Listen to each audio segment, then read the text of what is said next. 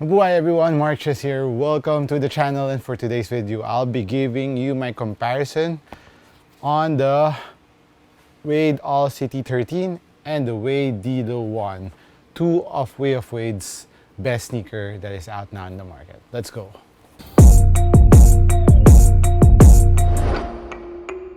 So guys, this is the canvas, I think, or the sketch colorway. I forgot what it's called, but this is the artwork done by his child, by DLO of course, and this is the team shoe of Way of Wade. It's an all city, so there's tear to it, so the higher it goes, the Wade 10, so that's the first one. Then the next one in line is of course the all city and the 808 Ultra, which I will be giving you my comparison between the All City 13 and the Way of Wade 808 Ultra 5. So right now, these are the two new sneakers that I'm kind of having fun playing with, but let's find out which one is a little bit better, or are they the same.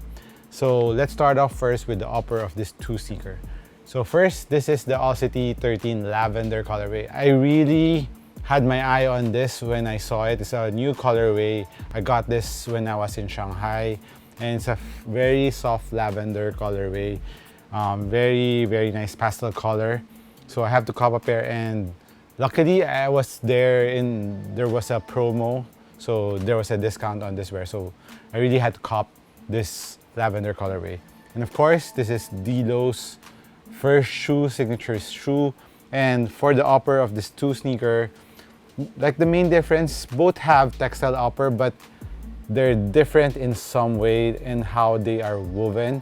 And of course, there's a lot of fusing all around the sneaker. But on the All City, there's more overlaying fabric. This one is kind of a synthetic leather that wraps around this one. So this is a synthetic leather upper that wraps around. And there's another textile that is the strap here in the foot part of the sneaker, while the DLO just have the two kinds of material, the textile plus the fusing that goes around the sneaker. Even on the lacing system, that structure, for the durability is the fusing, while on the All City has more materials being used here. On the lace loop, it has this like button holes, so lace holes that are reinforced, and it's also fused on the edges. So I would say material wise, the All City 13 has more materials used in the sneaker compared to the DLO 1. DLO 1 is more on the minimal side of things, and when I weighed both of this is both 11, so this is lighter, the DLO 1 by 16 grams. So this is 399, this is 383. So right now the sneakers are really insane. Almost all new sneakers are very light. They're averaging from 420 to 380. So right now it's a fight to the lightest sneaker out now in the market. But for me, I don't mind a little bit of weight. I love playing in the Prime 93. There's weight to it, but sneaker wise, I just think regardless of weight, if it's 500 grams, 550 grams up, for my size US 11, I don't think that's playable. But for something that is well balanced, like the upper and the bottom, it's not bottom heavy, they're balanced in both sides of the sneaker. I think they're very playable, just as long as the fit is really nice around your foot. So just take that into consideration. So don't get too sensitive about the weight of the sneaker. So just, of course, fit it first, see if it fits your foot, and of course get the right size, because even if the sneaker is really light and you get the wrong size, you will be moving around the sneaker and it won't be very comfortable playing with them. So going back to these two sneakers, I would say support-wise, the All City 13 is a little bit more supportive compared to the DLO 1, but the DLO 1 is still very supportive, even though with its minimal look and the materials used, it still catches your foot really nicely. Even on the lateral part, you can see this swing type clip on the lateral part for lateral support, so you won't slide out of the footbed, which is really nice. And it crossovers on the other side, giving you a very nice support, especially when you're doing step back moves, when you're pushing your foot sidewards and pulling it back. The DLO one is exceptional, even though it's made out of lightweight materials, and it's really surprising. I thought at first it will be flimsy, but when I got the hands on the DLO one and I started playing with them, the textile doesn't stretch, but it's breathable. There's a lot of holes in it, if you can see it here. So it's very perforated. Even the tongue has a lot of perforation too. So surprisingly, it's not bad, but if you want a bit more support, especially if you're a bigger guy, a bigger player, you would want the All-City 13 more to your playstyle because of how much material is being used here, and the fusing is a little bit more thicker, and plus the additional straps here in the forefoot. This big plastic piece on the lateral part also cages your foot. Even going back to the back part of the sneaker, this also cages. Even this moon shape structure as heel containment, that is also not that heavy.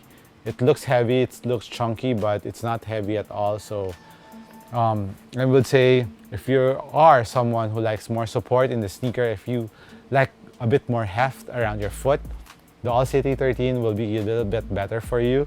But if you're a quicker player, a guard, of course, who likes to do step back, DLO is not a small guard. He's around 6'7", I think, 6'6". So if you're doing step back moves and you're a quicker guard and there's still support, DLO one is for you. As for the tongue, both are very perforated. You can see they're very well padded. No discomfort on both sneaker, but around the heel part, I like the All-City a bit more because it has a chunkier heel cushion here, so it's a bit more comfortable, and I really like the wrap around the heel on the All-City 13. But the DLO is not that bad either, but I like how thicker the All-City 13's padding are around the ankle and heel too. So it's very comfortable, and both have very good heel containment and lockdown. Both have pull tabs around the heel.